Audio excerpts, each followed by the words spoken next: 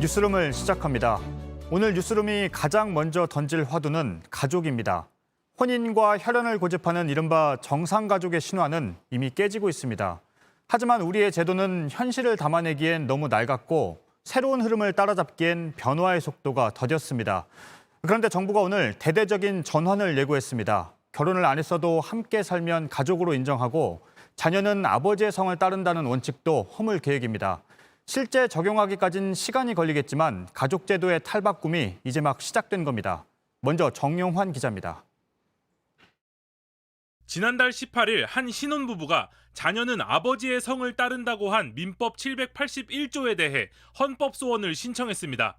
부부는 나중에 아이가 태어나면 엄마의 성을 물려주려고 했습니다. 하지만 아빠의 성을 따를 때와는 달리 혼인 신고 과정에서 복잡한 절차를 거쳐야 했습니다.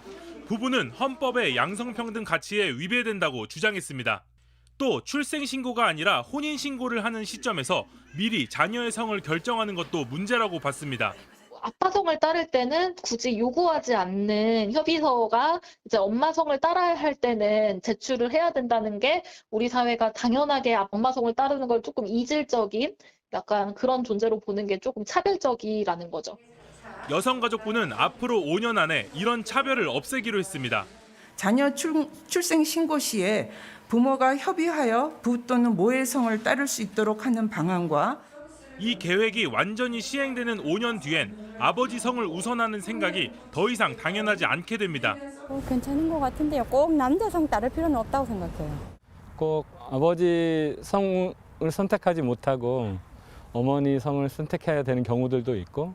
족보가 다 있고 이런데 어떻게 엄마 성을 따라가고.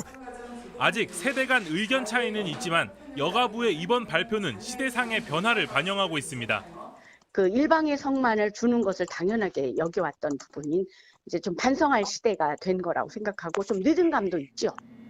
또 여가부는 결혼하지 않은 남성의 자녀에 대해 엄마의 정보를 알고 있는 경우에는 엄마가 협조하지 않아도 출생 신고가 가능하도록 요건을 바꾸기로 했습니다. JTBC 정용환입니다.